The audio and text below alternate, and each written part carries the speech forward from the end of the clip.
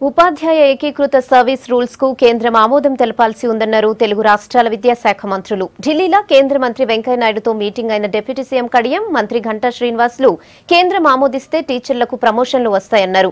రెండు రాష్ట్రాల్లో విద్యా వ్యవస్థ మరింతగా మంచిగా అవుతుందన్నారు. రెండు రాష్ట్రాల సమస్యలను మాట్లాడుకుని పరిష్కరించుకుంటామన్నారు మంత్రులు. తెలంగాణ మరియు ఆంధ్రప్రదేశ్ రాష్ట్రాలలో పనిచేస్తున్న ఉపాధ్యాయుల ఏకీకృత సర్వీసుల గురించి కేంద్ర మంత్రివర్యులు శ్రీ వెంకయ్యనాయుడు గారిని కలవడం జరిగింది.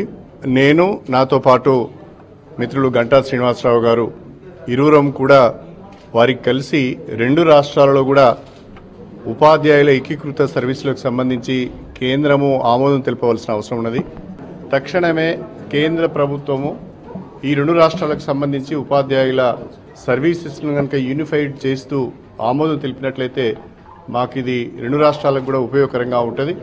జూన్ 12, 2017 రీఓపెనింగ్ లోపల ఈ ఆర్డర్స్ వెలువడేటట్టుగా చూడండి చెప్పడమే కాకుండా అటు హోమ్ సెక్రటరీ గారితోని హోమ్ మినిస్టర్ గారితో కూడా వారు మా ముందరే టెలిఫోన్లో మాట్లాడడం జరిగింది.